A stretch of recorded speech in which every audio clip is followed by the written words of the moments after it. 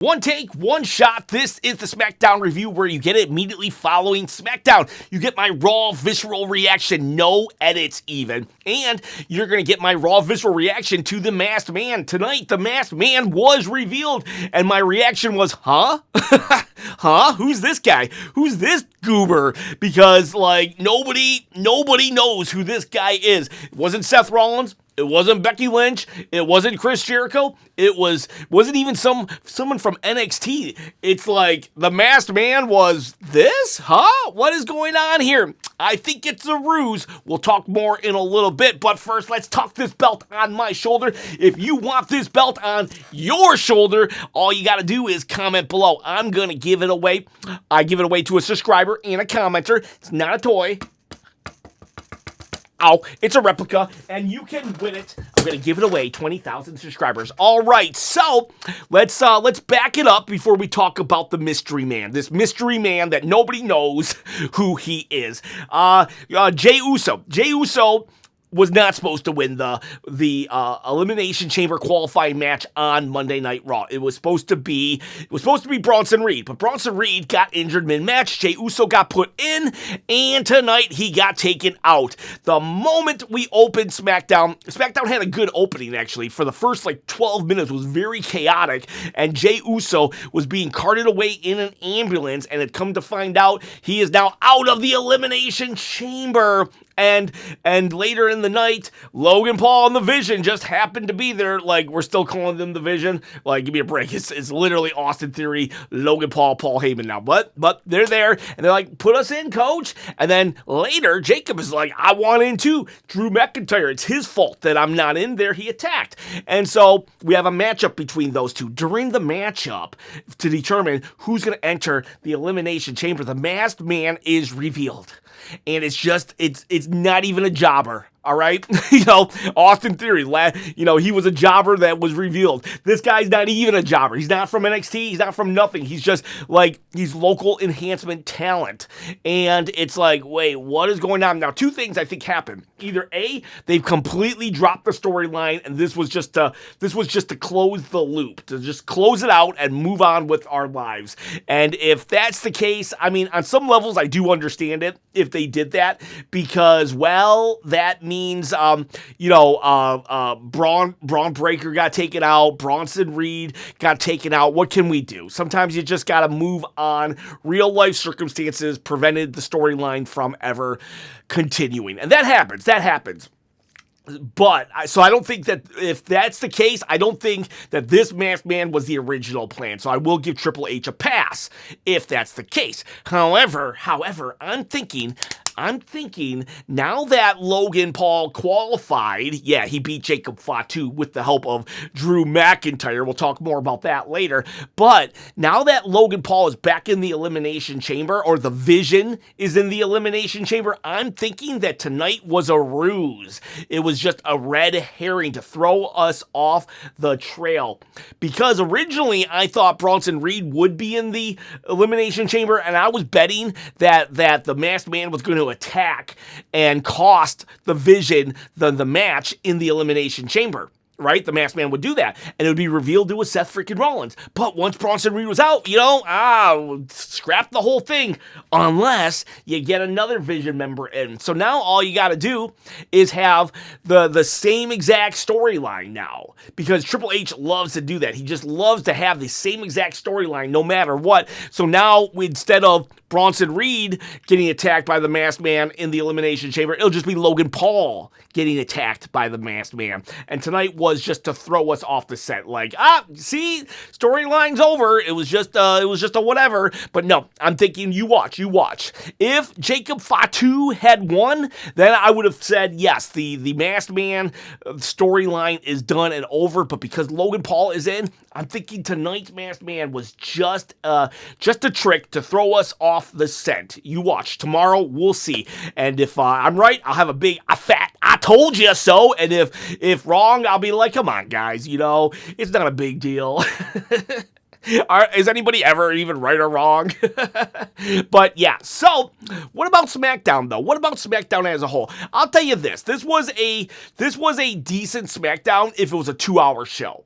If it was an hour and a half show, it would have been an amazing SmackDown. But it's 3 hours. So that said, you can only have so good of a 3-hour show because things are just drawn out. So I would say you would want to watch the first 12 minutes. Anything with Jacob Fatu in it, and Sami Zayn actually was like one of my favorite things tonight. Sami Zayn, believe it or not, Sami Zayn.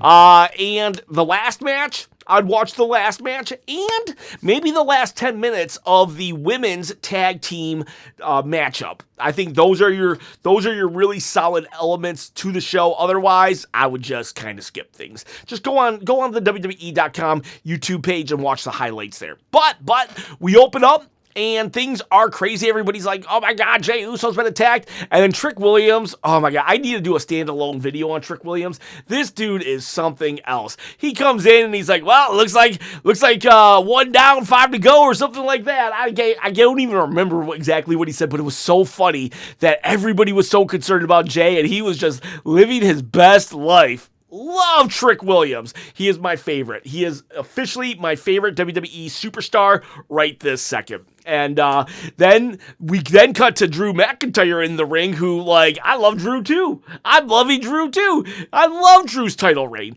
And Drew's, like, making fun of Jey Uso. I love that Drew is, like, taking out every competitor. This Drew McIntyre is what we should have got with the Bloodline Hunter, Drew McIntyre, because he's going after everybody. Anybody that he perceives as a threat, he just goes after them.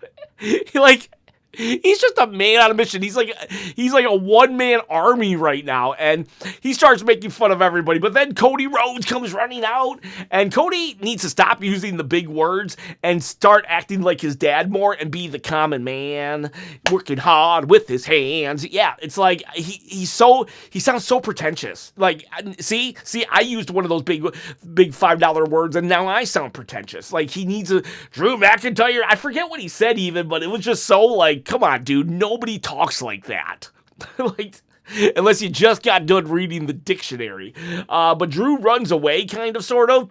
And I don't care that Drew's running away. He's fighting a war on, like, 4 different fronts right now. Cody Rhodes, Jacob Fatu, Randy Orton, making fun of Jey Uso. Like, he can run away. He's a bop and weave. And then Randy Orton comes out. And then they have their talk. And then Trick Williams comes out. And he's whoop that trick. Everyone loves to whoop that trick. And Javon Evans then comes out. I did like Javon here when he kind of just like walked right past Trick and like bopped him on the head, like little bunny foo-foo, hopping down the forest, picking up the field mice and bopping him on the head. That's what it reminded me of. And then they're all in the ring, and then LA Knight. Honestly, I kind of forgot he was even in the thing, and I love LA Knight. I literally said let LA Knight have a shock win yesterday, and it's just like the star power of Trick Williams just is so magnetic. And there was a cool moment where he's like, with everybody saying, and then Trick says, whoop that trick. And he's like, did you say whoop that trick? And he's like, yeah, I said whoop that trick. All right. And then those two fight to the back. And then Randy just RKO's Javon Evans, which I appreciated because I like the Viper Randy that will attack anybody. Good guy, bad guy. But I didn't like that he didn't attack Cody. So he'll attack anybody, good guy, bad guy, except for his buddy Cody Rhodes. And then that was pretty much that segment. Very good segment, though. Very, very good segment. And like I said, we will see Jacob and Trick, or not Jacob and Logan get into their match. I did like there was a moment where Jacob is like, he's working out, right? And then Cody comes up to him and said, for what it's worth, I hope you win. I thought that was stupid. Like, these guys were literally beating up 50 referees just to get at each other's throat, and now Cody's like, for what it's worth, I hope you win. At Saturday Night's Main Event, they wanted to murder each other. That was the Cody Rhodes that I love, the one that wants to murder, not the one that wants to, like, hope you win. And Cody leaves, and then Sammy shakes his hand, which was kind of stupid, but I think Sammy's like, I think there's a story arc going with Sammy, and I'm interested in Sammy again. This is the Sammy that I like, because he gets in Jacob's face, and he's like, kind of convenient that that Jay's out and now you're in. And then I like that Jacob Fatu doesn't pull punches. He's not stupid. He's like, yeah, if I remember, I got Claymore, Cody got Claymore, and Drew tried to help you. And then Sammy's like, yeah, you're right. Okay, I'm sorry, Jacob. My mind's not here. Jacob leaves, and then Sammy starts like crashing out. I want to see more of that, all right? I'm back in. I'm back in, invested in Sammy. Just when I thought I was out, they pulled me back in on Sami Zayn. What else happened? Then we had a couple matches like here and there throughout the show. Solo Sikoa lost. This is weird. Okay, so for one, we've had a feud with the Wyatts and the MFTs since Clash in Paris, which was what, August? September? John Cena was fighting Logan Paul, all right? We've had a feud with these guys since then. And for like 3 times now, Solo Sikoa has like, Uncle Howdy has grabbed the lantern just to have it ripped away from him. Uncle Howdy and Solo Sikoa, the 2 leaders of the faction, they meet tonight. Uncle Howdy gets a clean victory over Solo, even though I can't remember the last time Uncle Howdy even wrestled in a solo match, let alone won. And he then gets the lantern just to have it ripped away from him by the MFTs. And now this is still continuing. Like, what are we doing here? We've already had them have 5-on-5. The only thing they haven't done is a 5-on-5 elimination match or a cage match. Because now that the fact is that the 2 head of the families already have fought, I don't get it. This is like we have now officially jumped the shark, and we're in Damian Priest, Aleister Black territory here with this feud. It's like it's gone even longer, to tell you the truth. And so yeah, I'm just like, oh, what? And it's the same story beat all the time. So okay, so there you go with that. We had Tiffany Stratton. She told Asuka it was Tiffy time, and Asuka was like, no, it's Asuka time. But Asuka tricked her into saying, like, nope, you're actually facing Kairi because I am smart. Kairi! And I like how she said, I am smart. You know someone's smart when they tell you it 3 times. And so we have Kairi and Tiffy. And Chelsea Green comes out. So it looks like Chelsea and Tiffy are kind of feuding, which is good for Chelsea Green. Actually, it's very good for Chelsea Green. And I want to say also, props to Tiffany Stratton. There's a quote out there that Tiffany Stratton said, you know, when I won the title, I didn't get any real feuds. And so my title reign kind of sucked. I'm paraphrasing here, and I'm glad she acknowledges that, because she's right. It did kind of suck, but not because of her, but because of the storylines. WWE Creative give your champion storylines so their title reigns don't suck. And, so I appreciate that Tiffany didn't say, yeah, fans are just stupid. No, she said, my creative sucked, and it did suck. Again, I'm paraphrasing. But Tiffany will end up beating Kairi, and Chelsea will get knocked out onto her wheelchair. Chelsea Green, so funny, so hilarious. Michael P.S. Hayes, you suck. And for not thinking that Chelsea Green is not championship material. She's a true soldier and gem of WWE, and just hilarious. We will also have Carmelo Hayes. I'm starting to not like Carmelo Hayes, and I'm losing interest in Carmelo Hayes. I'm not liking this. After he wins his match, he shakes everybody hand. I don't need Cody Rhodes light. All right, I don't need Cody Rhodes light. I don't like Cody Rhodes with all the calories. I don't need diet Cody Rhodes.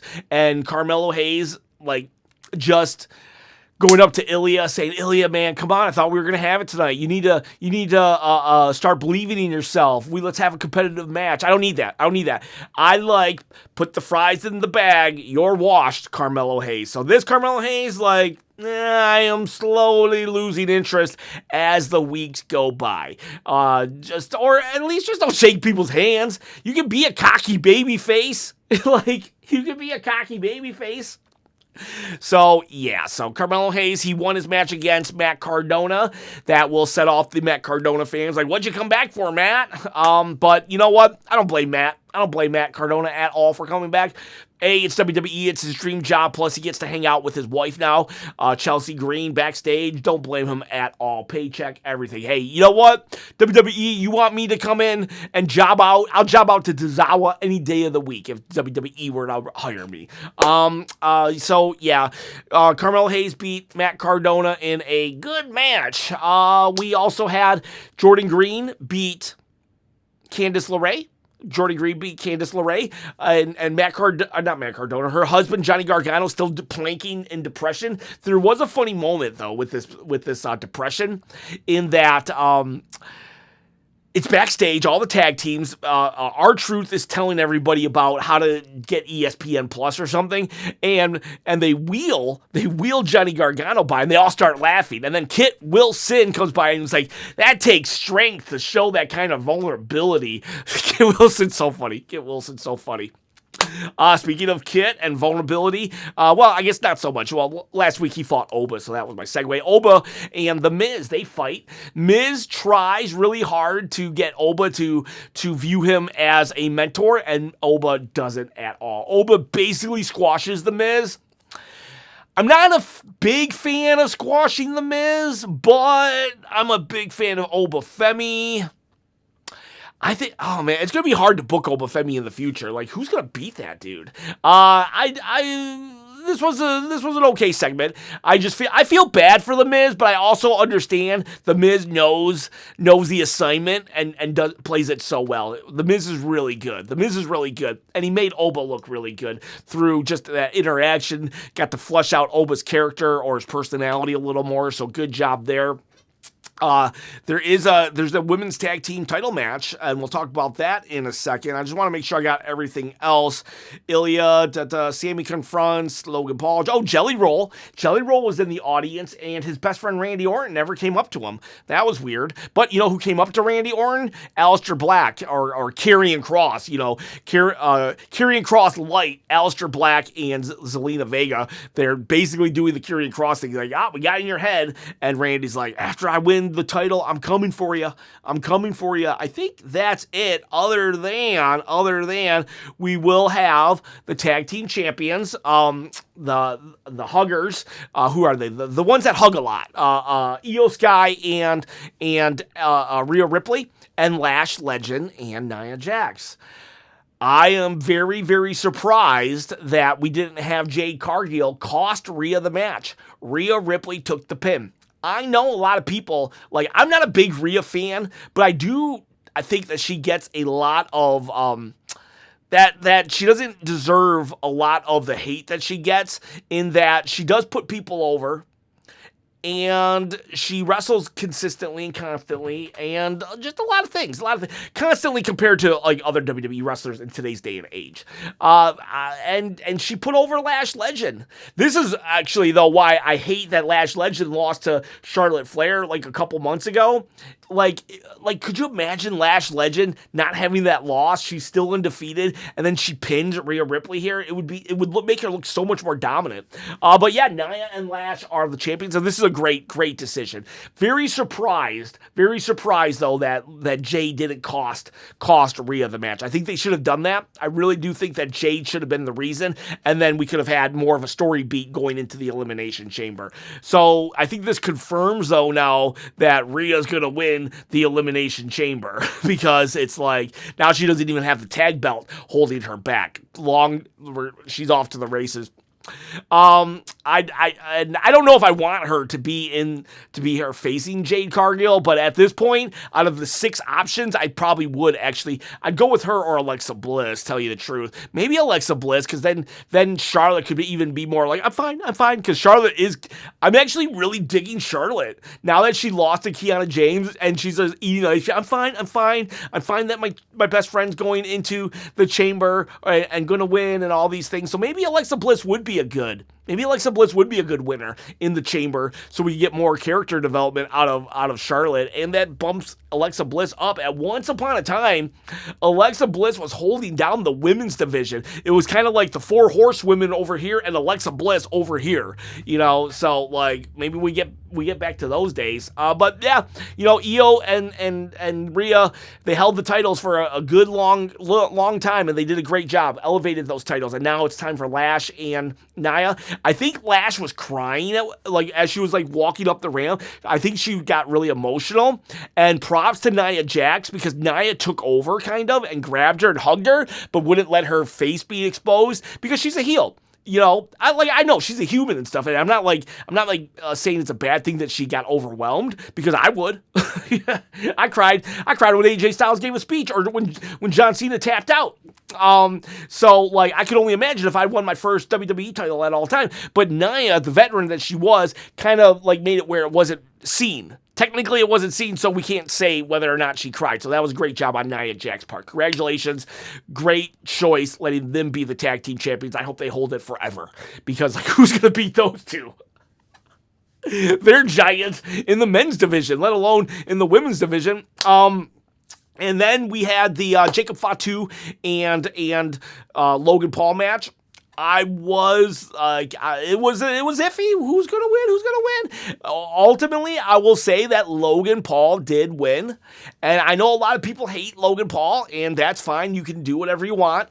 But at this point, I think Logan Paul is a full-fledged wrestler. A lot of people want to say, oh, he just practices in the ring. He had no time to practice. I'll probably talk about this more on Hot Takes tomorrow, so we'll just move on. But Logan Paul wins. People are probably going to be mad, but it happened when Jacob Fatu got on the ropes to do the prettiest moonsault ever, and Drew McIntyre hit him with the belt.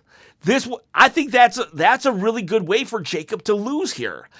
It sucks that Jacob had to lose, but it's a really good way, because that furthers Drew McIntyre's character of I am going to do whatever it takes to pick my opponents, make sure I hold on to this title.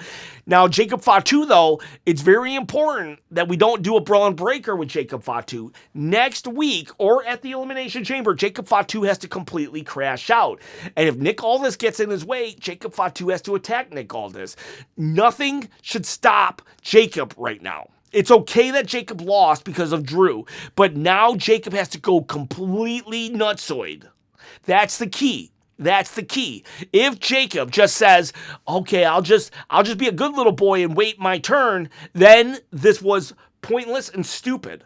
But if Jacob is a beast next week and destroys everything in his path to get at Drew, then this was awesome and amazing. It's storytelling. So, honestly, like I said, this would have been a really good SmackDown if it was 2 hours. But because it's 3 hours, it just drags. I'll give it a B. Because that opening segment was really good. And I appreciate Drew McIntyre's character. I appreciate Sami Zayn's character. I appreciate Lash and Nia getting the win. Chelsea Green in a program with Tiffany Stratton. There's a lot of good things happening. It's just the 3 hours is killing it. So, all right, boys. All right, girls. We're going to do hot takes tomorrow, but they're going to be live, probably. I don't know. Yeah, probably live. I got to work, and then I got to come home and do Elimination Chamber PLE watch along. So, see you, bye.